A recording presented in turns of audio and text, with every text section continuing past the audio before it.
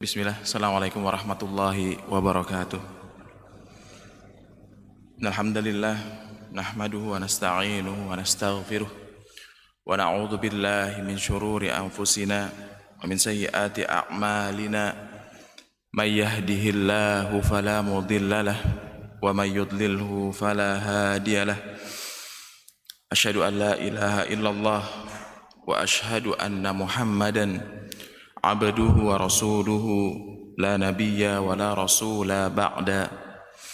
Qala Allah jalla wa ala fi kitabihil karim, ya ayyuhalladzina amanu taqullaha haqqa tuqatih wa la tamutunna illa wa antum muslimun.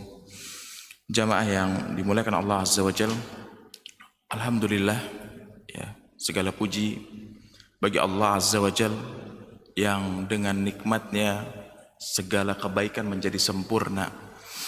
Karena nikmat Allah yang Allah masih berikan kepada kita, kita bisa duduk bersama, kita bisa bertatap muka dalam majlis ini, ya, tentunya dalam rangka untuk belajar, dalam rangka untuk menuntut ilmu. Mungkin sebagian kita menganggap bahwasanya duduk menuntut ilmu di majlis ilmu itu bukan ibadah. Mungkin sebagian kita ada yang menganggap seperti itu. Kalau kita sholat, kita jelas itu adalah sebuah ibadah. Kita yakin dengan hal itu. Berpuasa, umroh, haji, itu ibadah, ya, kita meyakini, sadar bahwa itu ibadah. Tapi ternyata duduk di majelis ilmu, duduk di dalam menuntut ilmu, itu ibadah yang sangat dicintai oleh Allah azza wa jalla. Ya, malaikat-malaikat turun menaungi, mengeliling majlis ilmu, membentangkan sayapnya. Rahmat Allah turun, ya, ketenangan, sakinah, ya, turun di antara kita, meliputi kita. Bahkan Allah azza wa jalla menyebut nama-nama hamba-hambanya yang belajar, yang hadir dalam majlis ilmu. Maka betapa mulianya orang-orang yang berusaha menghadiri majlis ilmu, berusaha menuntut ilmu. Dan menuntut ilmu adalah sebuah kewajiban yang Allah azza wa jalla perintahkan kepada kita. Wajib bagi kita. Kita wajib belajar. Dan semoga Allah azza wa jalla menjadikan kita orang-orang yang terus belajar. Dan semoga Allah azza wa jalla menjadikan pertemuan ini adalah pertemuan yang bisa memberatkan timbangan kita di akhirat nanti. Allahumma salli wa sallim ala sayyidina Muhammadin wa ala alihi wa sahbihi ajma'in. Ya, semoga salawat dan salam semoga selalu senantiasa tercurahkan kepada Nabi kita, Nabi Muhammad sallallahu alaihi wasallam, kemudian kepada istri-istri beliau, keluarga beliau, ya, sahabat-sahabatnya, pengikut-pengikutnya, yang semoga Allah azza wa jalla meridhoi kita bersama mereka. Jamaah yang dimuliakan Allah azza wa jalla, insyaallah pada pagi hari ini kita akan membahas tentang keutamaan bulan Ramadan. Sudah berapa kali kita beribadah di bulan Ramadan? Kalau kita lihat wajah-wajah yang ada di sini nih, mungkin sudah bertemu dengan bulan Ramadan. Ada yang 30 kali bulan Ramadan, ada yang 35 kali bulan Ramadan, atau bahkan lebih dari 35 tersebut. Mungkin ada yang 50 kali. Ya, artinya 50 tahun usianya. Tapi ternyata jamaah yang dimuliakan Allah azza wa jalla, ada orang-orang yang berpuasa tapi dia nggak dapat apa-apa dari puasanya. Nabi sallallahu alaihi wasallam bersabda, rubba shaimin laisa lahu min siyamihi illal ju'i wal atas. Berapa banyak orang-orang yang berpuasa, ya, tapi dia nggak dapat dari pahala puasa tersebut kecuali lapar dan haus. Juga Nabi sallallahu alaihi wasallam bersabda, wa rubba qa'imin laisa lahu min qiyamihi illa sahar. Berapa banyak orang-orang yang sholat malam, orang-orang yang tarawih, tetapi dia nggak dapat apa-apa kecuali hanya lelah, hanya begadang. Jamaah yang dimuliakan Allah azza wa jalla, kita coba lihat bagaimana kita menyambut bulan Ramadan.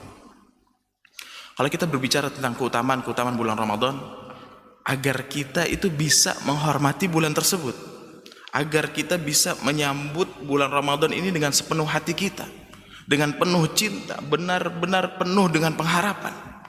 Karena di antara tanda lemahnya iman, bahkan tanda kemunafikan wal iyadu billah, adalah tatkala kita merasa berat di dalam beribadah. Datang bulan Ramadan malah merasa terbebani. Dalam benaknya, aduh Ramadan, lapar lagi, haus lagi, lelah lagi. Padahal kita harus bekerja, padahal harus kita mencari nafkah dan lain sebagainya. Itu bisa jadi lemah iman kita. Bahkan waliyadzubillah ada kemunafikan dalam hati kita. Bahkan sebagian orang ada yang malas berpuasa. Mungkin puasanya hanya 10 hari awal, habis itu 20 hari berikutnya enggak puasa. Tarawihnya juga begitu, hanya di awal-awal. Ya, sudah pekan kedua, ketiga udah enggak ada di masjid. Coba kita tanya kepada diri kita masing-masing, bagaimana persiapan kita menyambut Ramadan?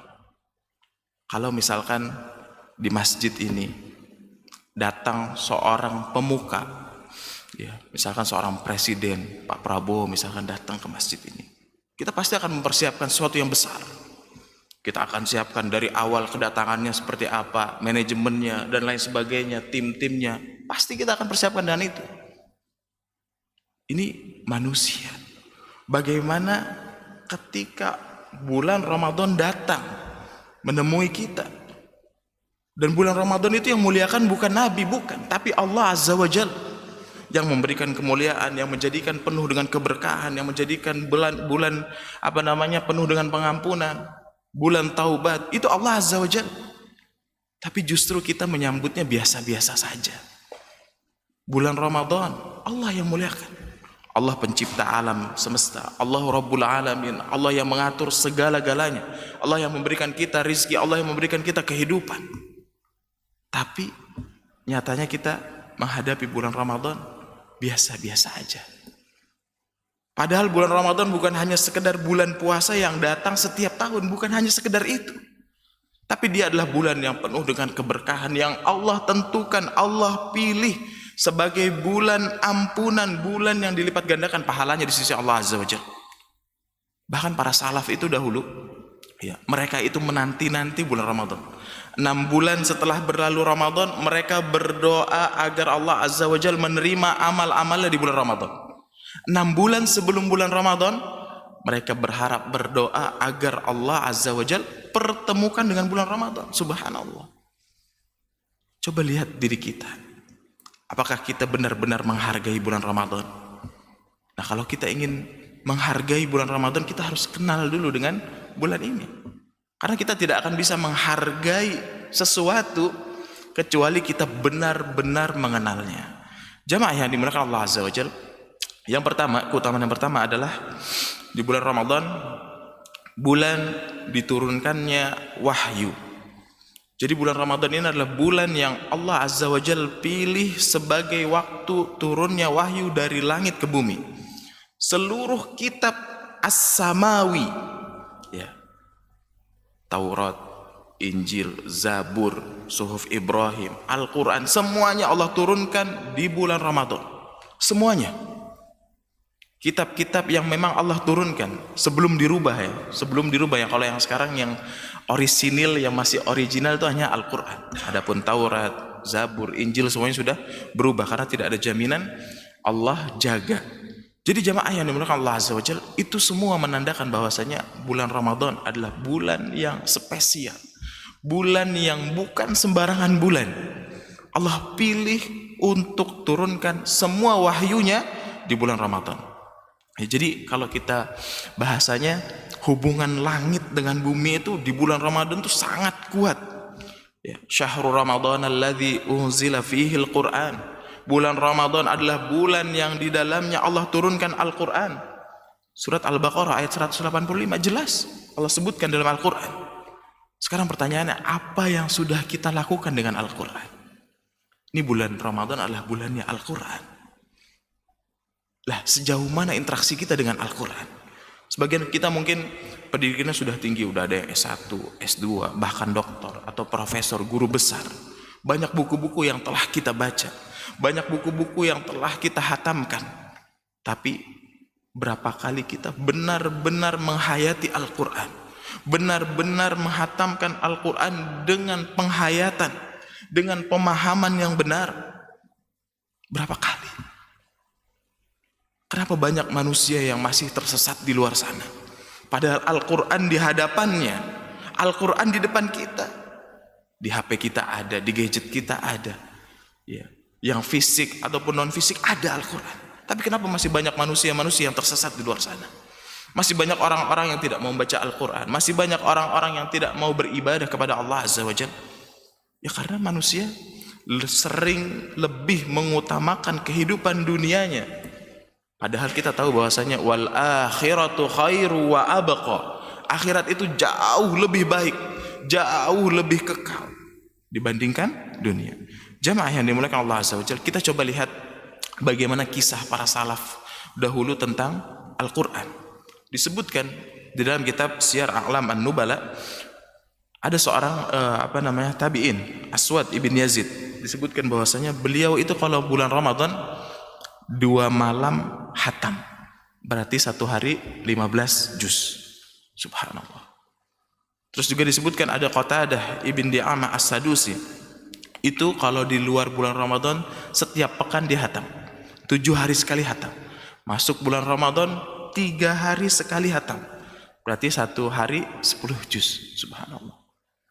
Al-Imam Asy-Syafi'i disebutkan bahwasanya beliau menghatamkan Al-Quran di bulan Ramadan 60 kali hatam.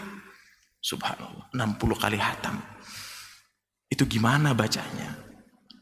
Subhanallah. Sekarang jamaah, udah ada yang pernah hatam? Udah berapa hari kita puasa? Kalau yang mulai hari Rabu berarti udah hari ke-4 ya. Kita hari ke-3 yang dari Kamis. Sudah ada yang hatam? Belum. Masya Allah. Ya, kita harus semangat, kita biar tahu bagaimana cerita para salaf. Mereka benar-benar fokus dengan Al-Quran. Apalagi nanti kita di akhir-akhir bulan Ramadan udah sibuk cari baju, sibuk bikin kue, sibuk ini itu. Subhanallah. Ya, oke. Jamaah yang dimuliakan Allah Azza wa Jalla. Kemudian keutamaan yang berikutnya, bulan Ramadan adalah bulan diwajibkannya berpuasa. Di antara 12 bulan ya dalam 1 tahun, Allah Azza wa Jalla memilih bulan Ramadan sebagai bulan diwajibkannya puasa. Jadi ketika Nabi SAW itu di Mekah selama 13 tahun, itu belum ada kewajiban puasa. Tapi ada kewajiban puasa itu setelah Nabi SAW hijrah ke Madinah, tepatnya tahun kedua Hijriah. Ya.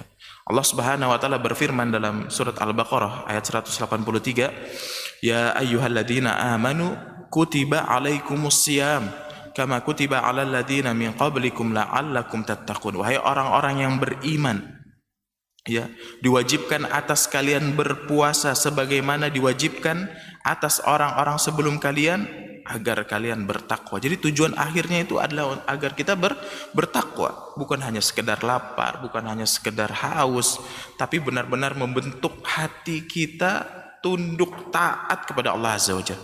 Dalam ayat ini Allah sebutkan, ya ayyuhalladzina amanu, wahai orang-orang yang beriman. Kita orang yang beriman kan? Insya Allah kita orang yang beriman. Maka kata Abdullah ibn Mas'ud radhiyallahu taala anhu mengatakan, apabila engkau mendengar ayat Allah dengan panggilan ya ayyuhalladzina amanu, wahai orang-orang yang beriman, pasang telinga kita. Pasang telinga kita, dengarkan baik-baik.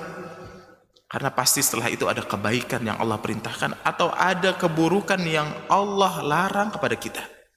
Jadi ayat ini tadi jelas, ya ayyuhalladzina amanu, wahai orang-orang yang beriman. Allah panggil kita, orang-orang yang beriman dalam Al-Quran itu sebanyak 89 kali kurang lebih di dalam Al-Quran. Sudahkah kita benar-benar mendengarkannya? Betapa banyak orang-orang yang beriman, tapi dia kehilangan banyak kebaikan karena tidak memperhatikan panggilan Allah Azza wa Jalla. Banyak orang-orang yang bertahun-tahun dipanggil oleh Allah untuk berpuasa, tapi dia nggak dapat apa-apa. Dia nggak dengar, dia nggak punya telinga, nggak dipasang telinganya dengan baik. Padahal setiap panggilan tadi disebutkan mengandung kebaikan, mengandung perintah dari Allah Subhanahu wa taala. Ya, kutiba alaikumusyamu kama kutiba alal ladzina min qablikum, diwajibkan atas kalian berpuasa sebagaimana diwajibkan atas orang-orang sebelum kalian. Agar apa? Apakah supaya kita hanya lapar saja? Apakah kita hanya haus saja?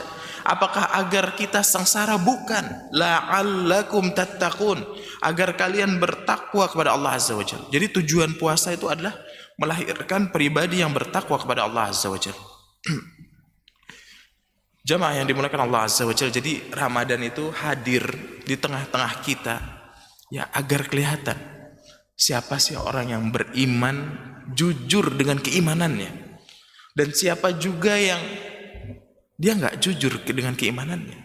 Allah uji dengan puasa, dengan perintah ketaatan kepada Allah Azza wa Jalla. Kita mengontrol makan kita, kita mengontrol minum kita, mengontrol syahwat kita, mengendalikan diri kita. Karena siapa? Karena Allah Azza wa Jalla. Dan Allah jadikan bulan Ramadan adalah bulan ujian bagi kita, bulan latihan yang sangat besar bagi jiwa kita, bagi roh kita ya. Nanti kelihatan siapa yang beribadah benar-benar kepada Allah, siapa yang benar-benar mengikuti hawa nafsunya, mengikuti syaitan, waliyadzubillah. Jamaah yang dimuliakan Allah Azza wa Jalla, kalau kita bicara tentang puasa, Nabi SAW pernah bersabda di dalam hadis qudsi, kullu amal ibni Adam lahu, sesungguhnya setiap amalan anak Adam itu miliknya ya. Al hasanatu bi asyri amthaliha ila sab'i mi'ati di'fin, satu kebaikan akan dilipat gandakan oleh Allah Azza wa Jalla 10 kali lipat hingga 700 kali lipat.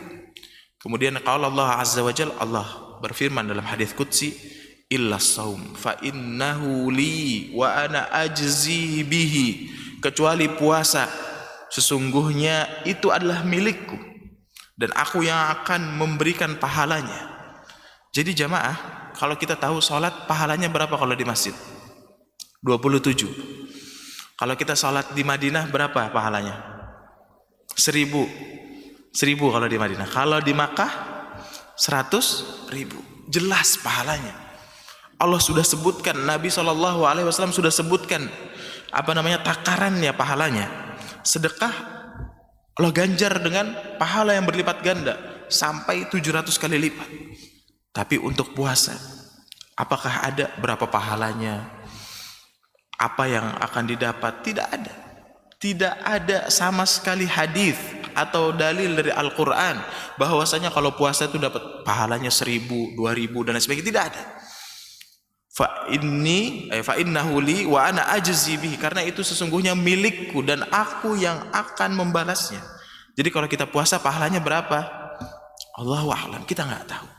Karena itu adalah sesuatu yang istimewa di sisi Allah Azza wa Jalla. Kenapa sebenarnya puasa itu jadi istimewa jemaah? Kalau orang sholat kelihatan sholat, ngadep kiblat, berdiri, bertakbir, Allahu Akbar, kelihatan. Ya, orang umroh juga kelihatan pakai ihram, berangkat ke Madinah, ke Makkah, kelihatan. Apalagi orang berangkat haji, kelihatan. Satu kampung tahu bahkan. Ya, kalau dia berangkat haji, zakat juga kelihatan, sedekah juga kelihatan, dia mengeluarkan hartanya, gitu ya. Tapi puasa, apakah kita bisa melihat?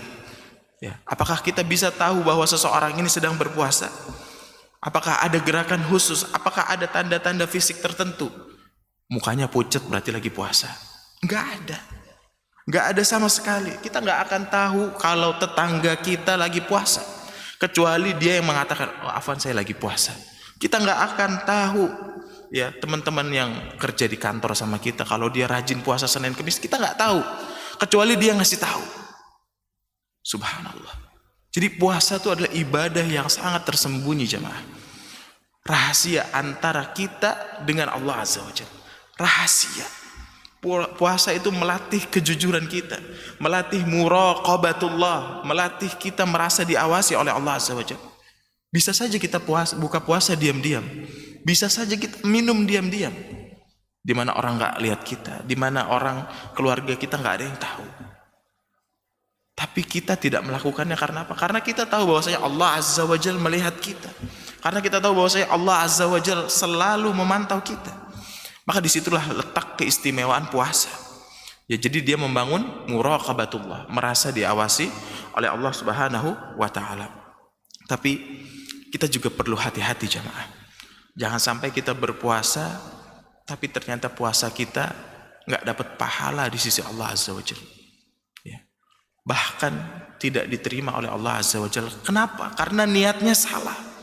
Niatnya salah, niatnya nggak bener. Ada orang yang puasa hanya cuman ikut-ikutan. Oh lagi puasa, kita ikut puasa. Hanya karena tradisi, hanya karena budaya tahunan. Padahal kalau kita niatnya benar-benar untuk Allah Azza wa Jalla, ya, benar-benar puasa mengikuti perintah Allah, rukun Islam, ya, mengikuti perintah Nabi SAW menjadi pahala yang besar. Man lam yada qaula zur wal amala bihi falaysa lillahi hajatun fi ayyada ta'amahu wa syarabahu. Barang siapa yang tidak meninggalkan perkataan dusta dan dia masih berbuat dosa, maka Allah Azza wa Jalla enggak butuh dengan puasanya. Ya puasa, enggak makan, enggak minum, iya, tapi yang haram tetap dijalankan, yang haram tetap dilakukan, waliyatubillah. Ya. Perutnya berpuasa tapi lisannya enggak puasa. Perutnya puasa tapi telinganya enggak berpuasa. Perutnya puasa tapi matanya enggak berpuasa. Hatinya enggak berpuasa. Maka di mana nilai puasanya? Ini hati-hati jamaah. Berkurang pahalanya. Habis sia-sia, enggak ada manfaatnya, waliyatubillah. Ya.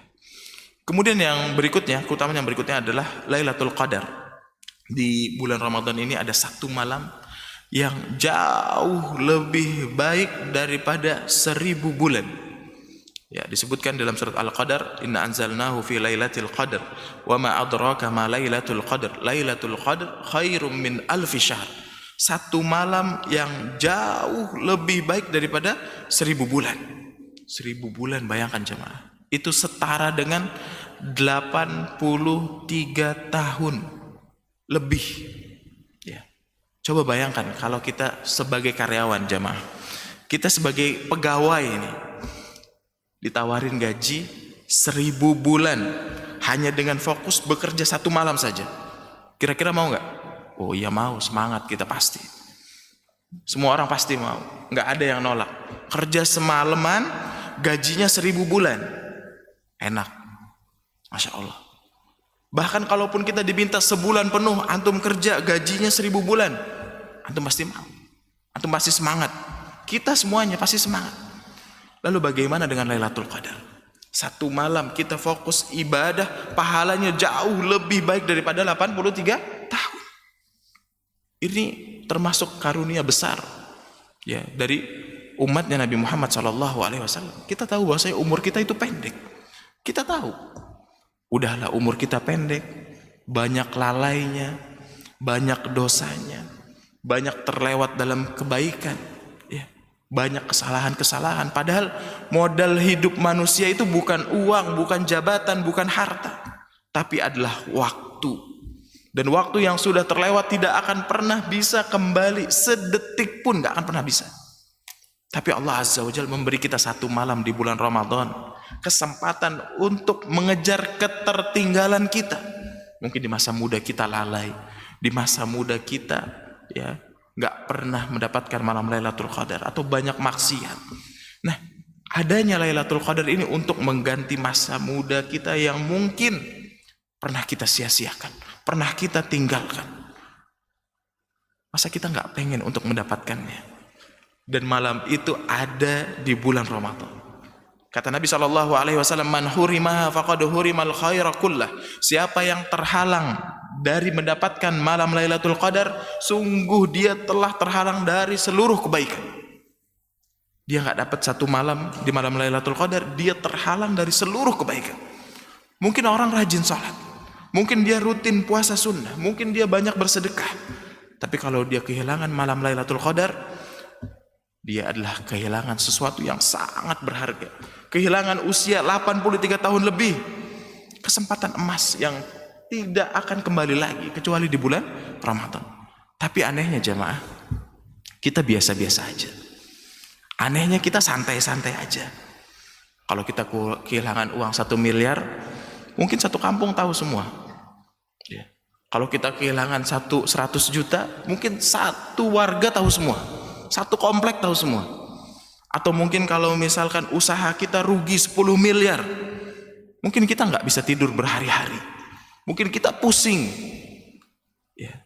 Tapi kehilangan pahala 83 tahun, kita santai aja, kita biasa aja. Subhanallah. Padahal itu bukan hanya sekedar angka. Itu adalah umur panjang yang Allah berikan kepada kita, ya, dalam ketaatan, dan itu adalah investasi akhirat yang sangat-sangat luar biasa. Maka fattaqullah mastata'tum, berusaha, ya, agar kita bisa mendapatkan malam Lailatul Qadar. Hidupkan malam-malam terakhir di bulan Ramadan. Perbanyak doa, perbanyak istighfar, perbanyak tilawah, perbanyak qiyamul lail. Ya, jangan sampai kita disebutkan yang termasuk oleh Nabi SAW orang yang terhalang dari seluruh kebaikan. Jamaah yang dimuliakan Allah Azza wa Jalla, kita tahu bahwasanya Nabi Muhammad SAW itu membiasakan dirinya ketika di akhir Ramadan itu iktikaf. Ya, beliau tinggal di masjid.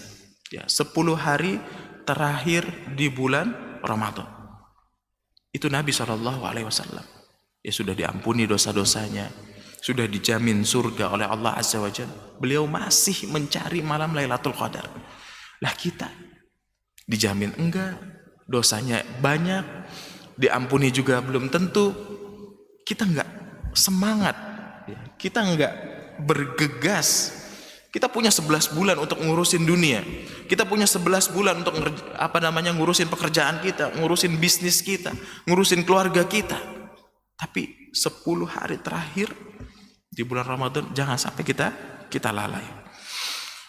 Nah, jamaah yang dimuliakan Allah Azza wa Jalla, kita tahu bahwasanya Nabi Muhammad SAW itu usianya hanya 63 tahun. Dan Nabi SAW hidup di dunia itu cuma 63 tahun. Sedangkan Nabi di alam barzakh sudah berapa tahun? 1400 kurang lebih. 1400 kan sekarang tahun 1447. Ya. Berarti ya kurang lebih 1400 tahun Nabi SAW di alam barzakh. Kita perlu itu. Perlu investasi pahala 83 tahun itu tadi di malam Lailatul Qadar.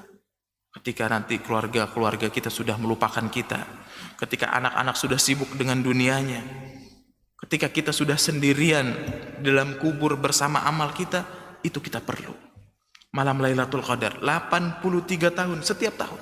Coba bayangkan kalau kita usianya sudah 50 tahun, setiap tahun kita punya pahala 83 tahun, 83 tahun, 83 tahun. Subhanallah.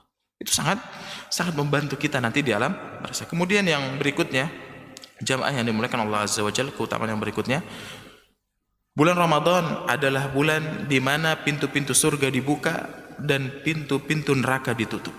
Idza jaa Ramadan futihat abwabul jannah, apabila datang bulan Ramadan dibuka pintu-pintu surga. Wa ghuliqat abwabun nar, dan pintu-pintu neraka ditutup. Wa sufidatis syayatin, dan syaitan-syaitan dibelenggu oleh Allah Azza wa Jalla. Ya. Allah benar-benar mempersiapkan Ramadan itu untuk kita dengan sebaik-baiknya. Kalau selama ini kita merasa berat beribadah karena godaan setan, sekarang gak ada setan, udah diikat sama Allah Azza wa Jalla, dibelenggu oleh Allah Azza wa Jalla. Pintu surga dibuka, pintu neraka ditutup. Kenapa kita masih gak semangat untuk beribadah? Kenapa kita gak semangat untuk sholat? Kenapa kita gak semangat untuk membaca Al-Quran, untuk ngaji? Subhanallah. Kalau pintu surga sudah dibuka, kenapa kita nggak mau masuk? Kalau pintu neraka sudah ditutup, kenapa kita masih maksa untuk masuk dengan maksiat? Ramadan adalah kesempatan jemaah, kesempatan, ya. Tatkala pintu-pintu neraka ditutup, pintu-pintu surga dibuka.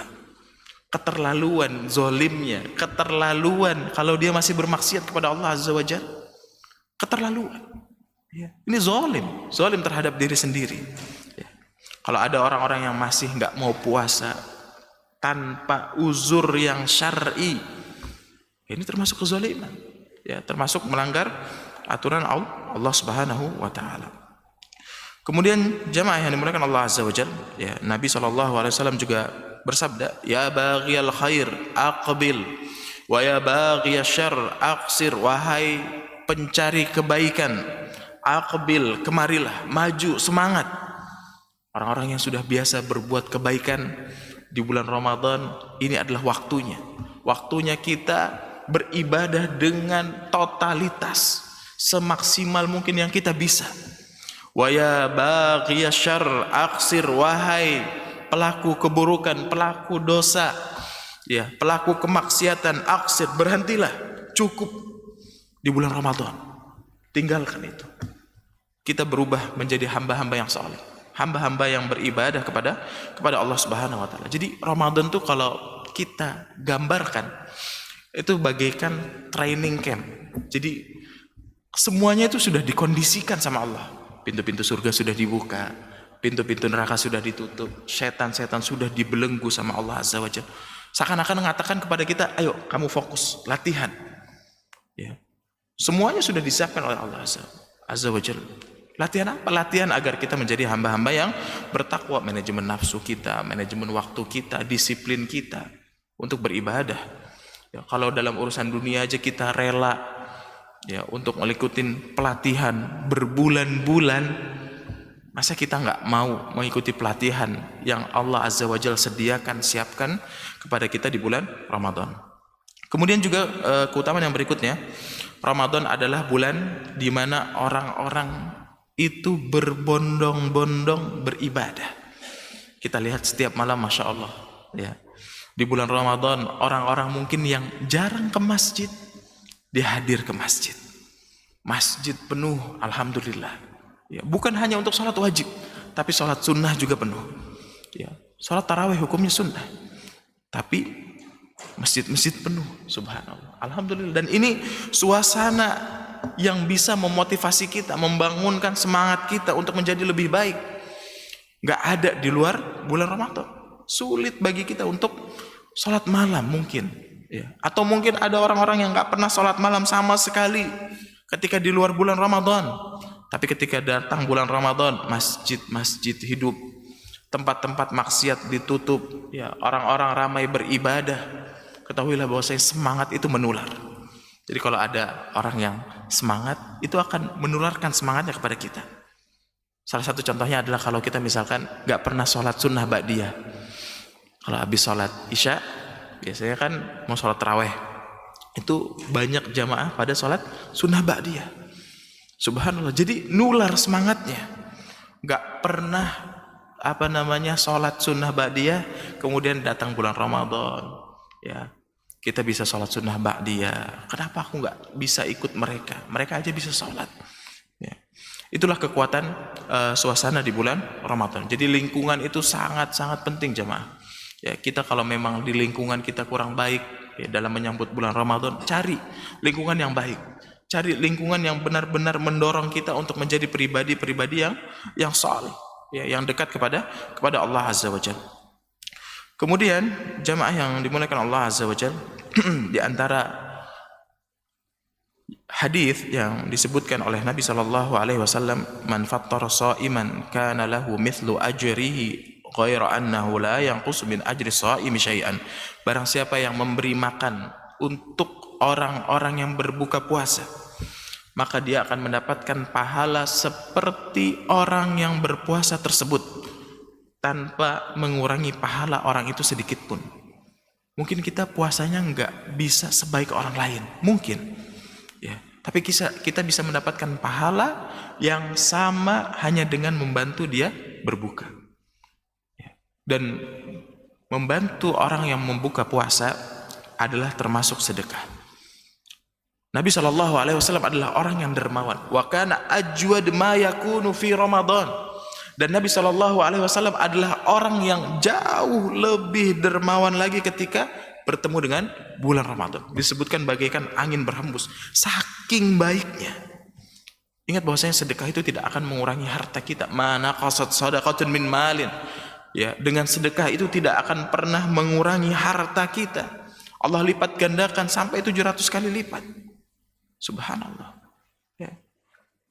Maka jangan pernah kita bersedih ya jemaah, jangan pernah kita bersedih. Enak orang-orang kaya punya kelebihan harta, bisa bersedekah, bisa berinfak. Padahal orang-orang yang miskin, orang-orang yang nggak punya kelebihan harta, itu pahalanya bisa menjadi lebih besar ketimbang orang-orang yang kaya ketika dia berinfak. Afdhalus sadaqah wa anta sahihun syahihun takhaful faqr. Sebaik-baik sedekah adalah tatkala engkau merasa miskin, tatkala engkau merasa takut dengan kemiskinan, merasa fakir, itu sebaik-baik sedekah. Kata Nabi SAW, dirhamun sabaqat mi'atu alfi dirham. Ada orang yang berinfak dengan 1 dirham bisa mengalahkan orang yang berinfak 100.000 dirham. Secara logika nggak masuk akal jemaah. Orang yang berinfak 1 dirham bisa ngalahin orang yang berinfak 100.000 dirham. Subhanallah. Bagaimana caranya? Disebutkan oleh Nabi SAW, orang yang pertama hartanya berlimpah, hartanya banyak, lalu kemudian diambil darinya 100.000 dirham dan diinfakkan di jalan Allah Azza wa Jalla. Kemudian orang yang kedua, dia nggak punya harta kecuali 2 dirham, kemudian diambil 1 dirham diinfakkan di jalan Allah Azza wa Jalla. Jauh lebih besar pahalanya yang 1 dirham ketimbang 100.000 dirham. Maka jangan pernah kita berkecil hati. Mungkin jamaah di sini ada yang punya harta 2 miliar, 3 miliar, infak 10 juta mudah, gampang, merem, nggak berkurang sedikit pun. Tapi kalau misalkan kita punya hanya 50.000, atau kita punya hanya 100.000 di kantong, di ATM udah nggak ada lagi, cuman 100.000. Kita mau sedekah 50.000, kira-kira berat nggak? Berat. Maka kata Nabi SAW, dirhamun sabaqat mi'atu alfi dirham. 1 dirham bisa mengalahkan 100.000 dirham. Subhanallah. Maka jangan pernah kita pesimis. Jangan pernah kita menganggap remeh kebaikan-kebaikan yang kita pernah lakukan. Ittaqun nar walau bisyikit tamrah. Lindungi diri kita dari api neraka meskipun hanya setengah butir kurma. Kita bisa bersedekah dengan setengah butir kurma, itu aja sudah bisa menghalangi kita dari api neraka. Subhanallah. Apalagi nanti jamaah yang bisa bersedekah dengan 1 kilo kurma, 3 kilo kurma dan lain sebagainya, itu tentunya akan bisa menjaga kita dari api neraka. Kemudian yang terakhir, utama yang berikutnya, yang terakhir adalah Ramadan adalah bulan dikabulkannya doa-doa kita. Kata Nabi SAW, lis-shaimi da'watun la turad. Bagi orang-orang yang berpuasa, doa-doanya mustajab. Doa-doanya tidak ditolak oleh Allah Azza wa Jalla. Terutama ketika kita menjelang berbuka. Kita sering mencari waktu mustajab. Ya, kita sering mencari tempat-tempat mustajab. Padahal kita ini sedang berpuasa di bulan Ramadan dan itu waktu yang mustajab. Tapi anehnya, banyak di antara kita sibuk sebelum berbuka itu sibuk ngabuburit, ya, cari makanan kesana kemari, cari bukaan, sibuk dengan handphonenya. Padahal itu waktu emas untuk kita berdoa, meminta kepada Allah Azza wa Jalla. Allah Azza wa Jalla membuka kesempatan seluas-luasnya. Minta apa saja. Minta ampunan Allah, minta surga, minta kebaikan dunia, minta kebaikan akhirat. Jangan sampai kita nggak minta. Nah, inilah kadang-kadang yang membuat puasa kita tuh sia-sia bahasanya. Karena kita tidak memanfaatkan momentum-momentum yang sudah Allah siapkan bagi kita, yang Allah sudah berikan kesempatan kepada kita. Ya, jadi Ramadan itu sekali lagi bukan hanya sekedar rutinitas tahunan, bukan hanya tradisi, bukan hanya budaya, tapi Ramadan adalah musim kita panen pahala. Jadi jamaah yang dimuliakan Allah Azza wa Jalla, kita minta sama Allah apa saja. Tapi seringkali doa kita itu terlalu rendah. Doa kita itu terlalu hina. Doa biar bisa punya harta, punya dunia. Boleh, gak ada masalah. Tapi sebatas itukah ambisi kita? Hanya dunia? Apa sih dunia ini? Kata Allah Azza wa Jalla, wa minhum may yaqulu rabbana atina fid dunya wa ma lahu fil akhirati min khalaq. Ada orang-orang yang berdoanya kepada Allah hanya dunia. Rabbana atina fid dunya, ya Allah berikanlah kebaikan dalam dunia. Wa ma lahu fil akhirati min khalaq. Kata Allah Azza wa Jalla, maka dia tidak akan mendapatkan kebaikan di akhirat sedikit pun. Lalu gimana doanya? Kata Allah Azza wa Jalla, wa minhum may yaqulu rabbana atina fid dunya hasanah wa fil akhirati hasanah wa qina adzabannar. Minta kebaikan dunia, minta kebaikan akhirat, minta kita dijauhkan dari api neraka. Abdullah bin Mubarak rahimahullah taala, ya, disebutkan ketika beliau minum Zam-Zam itu, ya, kita tahu bahwasanya air Zam-Zam itu adalah sesuai dengan apa yang kita doa. Tapi apa? Abdullah bin Mubarak doanya apa?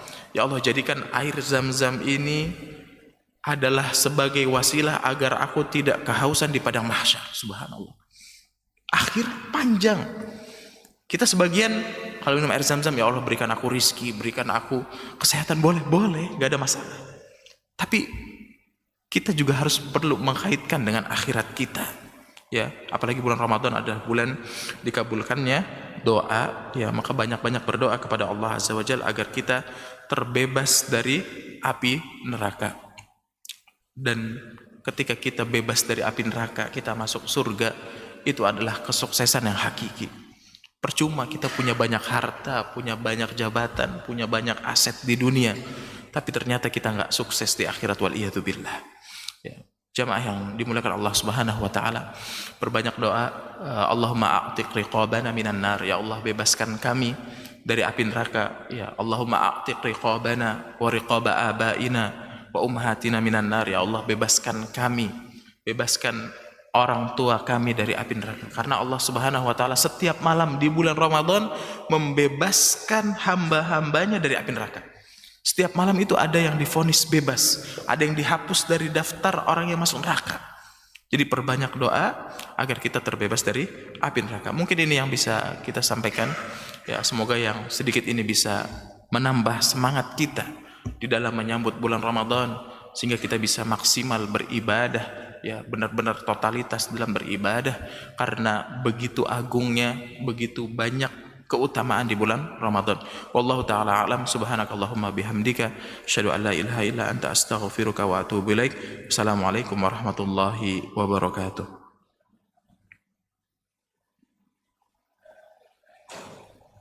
Boleh, silakan jika ada yang ingin bertanya.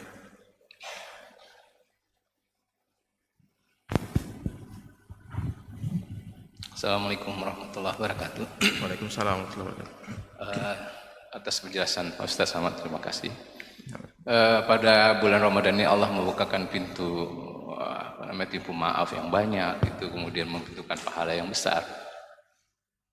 Bahkan surga dibuka, pintu neraka ditutup. Tetapi hadis yang Ustaz sebutkan tadi menghalangi itu, yang menyebutkan bahwa apabila kita celakalah, kita bila tidak bertemu dengan malam Lailatul Qadar, menghapuskan 83.000 kebaikan. Itu saya merasa bahwa itu rugi buat saya. Kenapa?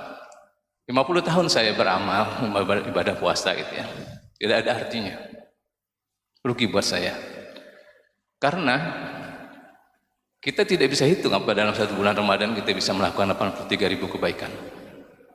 Itu satu ya. Sehingga dan saya selama 50 tahun tidak pernah bertemu dengan Lailatul Qadar. Mungkin Ustadz juga atau yang lain, apakah bapak-bapak pernah bertemu dengan Lailatul Qadar? Saya tidak tahu apakah saya pernah ketemu itu. Sehingga ibadah yang saya lakukan setiap bulan itu rugi, karena terhalang oleh 83.000 yang hadis Nabi sebutkan tadi gitu, Ustaz. Jadi mohon penjelasan terkait itu. Yang kedua, sedikit koreksi saja, sedikit koreksi. Mengenai malam Ramadan itu adalah malamnya Al-Quran. Bagi orang awam itu Al-Quran yang seperti yang kita pegang itu adalah Al-Quran. Karena Al-Quran itu berbeda dengan Taurat, berbeda dengan Injil yang Allah berikan utuh itu. Al-Quran itu berangsur-angsur, kita tahu bahwa Al-Quran itu bentuk sekarang ini juga dalam proses yang cukup lama. Apakah mungkin redaksinya dirubah bahwa malam Ramadan itu adalah malam turun awalnya surat Al-Quran atau segala macam itu. Mungkin itu bagi orang awam, bagi kita mungkin yang sudah tahu prosesnya nggak ada masalah. Tapi ini ingin kita bedakan bahwa Al-Quran itu berbeda dengan kitab-kitab Allah yang lain. Bila taufiq wal hidayah. Assalamualaikum warahmatullahi wabarakatuh. Waalaikumsalam. Masya Allah. Jadi pertanyaan pertama tadi apa namanya? Gimana? Hadis yang Nabi sebutkan itu menghalangi ibadah yang kita lakukan pada bulan Ramadan, karena 83 kebaikan terhalang apabila kita tidak menemukan malam Lailatul Qadar. Sementara saya 50 tahun berpuasa, saya belum tahu apakah saya pernah bertemu dengan malam Lailatul Qadar. Apakah ciri-cirinya saya bertemu atau apa gitu. Apakah Ustaz juga pernah mengalami itu? Billahi taufiq wal hidayah. Assalamualaikum. Taib, Masya Allah, pertanyaan yang sangat bagus, Masya Allah. Terima kasih atas pertanyaannya. Semoga Allah menjaga Bapak, ya, terus menjadikan Bapak istiqomah ya, dalam ketaatan. Taib, yang pertama, kita nggak tahu memang apakah kita dapat malam Lailatul Qadar atau tidak. Sama seakan-akan kita sedang beribadah. Apakah kita tahu bahwasanya ibadah kita diterima oleh Allah Azza wa Jalla? Kita tahu nggak? Apakah ketika kita minta ampun kepada Allah, kita tahu dosa-dosa kita diampuni oleh Allah? Kita tahu? Ada jaminan. Kalau kita ibadah, ya, bahasanya kalau ibadah saja kepada Allah Azza wa Jalla bisa jadi nggak diterima, apalagi orang yang nggak beribadah. Jadi mindsetnya adalah kita begini, kita berusaha, fattaqullaha mastata'tum, bertakwa, berusaha semaksimal mungkin yang kita bisa. Jangan ada riya, jangan ada syirik, jangan ada apapun itu. Kemudian ketika kita sudah berusaha, kita sudah semaksimal mungkin berikhtiar, kemudian tawakal kepada Allah, berharap bahwasanya kalau kita akan mendapatkan pahala. Ya, kita tidak menyatakan bahwasanya kita setiap tahun dapat malam Lailatul Qadar. Bahkan para sahabat radhiyallahu taala anhum wa ardo enggak yakin, ya, kalau mereka dapat malam Lailatul Qadar. Makanya mereka berdoa 6 bulan setelah beperginya bulan Ramadan, mereka berdoa agar apa? Agar Allah kabulkan, agar Allah terima amal ibadahnya. Kalau seandainya mereka para sahabat radhiyallahu taala anhum wa arda, mereka tahu bahwasanya amalan mereka sudah diterima, mereka nggak perlu doa, mereka nggak perlu memohon kepada Allah Azza wa Jalla. Tapi nyatanya mereka berdoa kepada Allah Azza wa Jalla karena mereka nggak tahu apakah pahala mereka diterima oleh Allah Azza wa Jalla ataukah mereka benar-benar ditolak. Kata Umar bin Khattab radhiyallahu taala anhu, kalau seandainya aku tahu amalku diterima oleh Allah Azza wa Jalla, itu sudah cukup bagiku. Satu sholat saja, kata Umar bin Khattab. Karena kita nggak tahu memang. Jadi pertanyaannya, apakah kita benar-benar dapat malam Lailatul Qadar atau tidak? Kita nggak tahu. Yang kita di sini perintahkan adalah kita fokus 10 hari malam terakhir.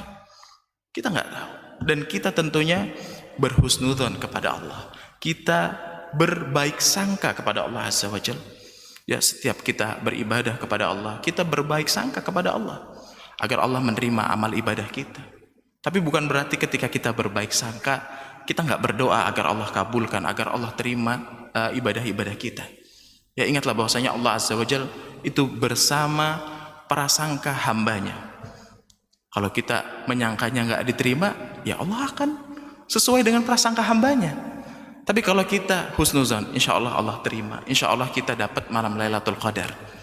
Insya Allah kita akan sudah berjuang dengan semaksimal mungkin. Dan semoga Allah menerima amal ibadah kita. Kan itu yang sering kita doa gitu, maksudnya semoga Allah menerima ibadah kita. Semoga Allah Azza wa Jalla menerima sholat kita. Semoga Allah menerima puasa kita. Kalau kita tahu bahwa puasa kita diterima, ya kita nggak usah berdoa gitu kan. Tapi pertanyaannya benar, itu adalah sebuah yang membuat kita kadang-kadang ragu apakah diterima atau tidak. Nah, makanya kita perlu untuk berdoa kepada Allah Azza wa Jalla sebagaimana para sahabat radhiyallahu taala anhum wa arda yang jelas-jelas mereka adalah generasi terbaik. Jelas-jelas mereka dididik oleh Nabi sallallahu alaihi wasallam, mereka saja masih perlu berdoa berharap kepada Allah Subhanahu wa taala, apalagi kita.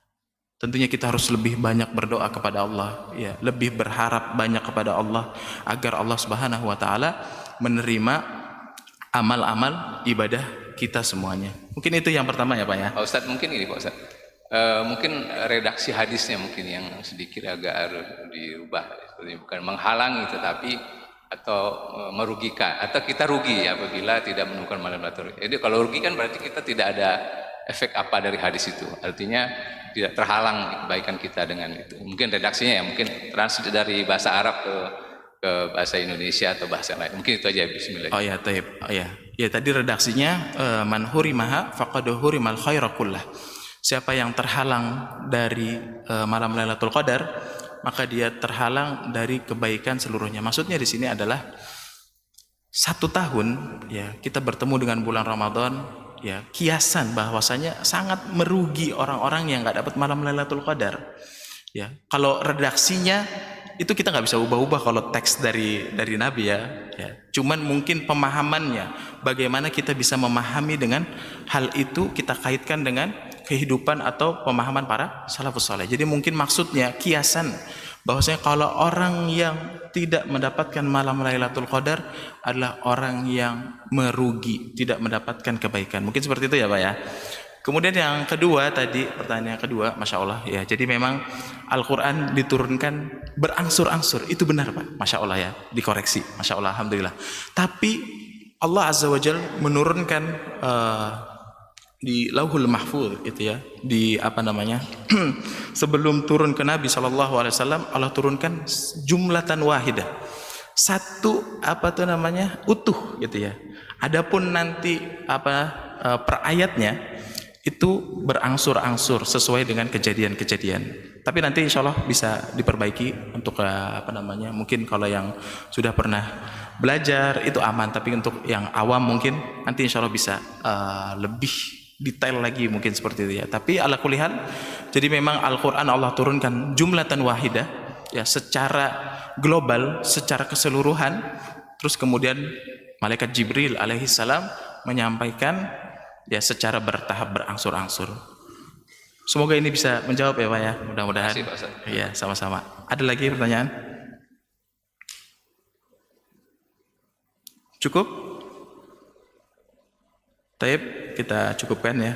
Wallahu ta'ala alam. Assalamualaikum warahmatullahi wabarakatuh.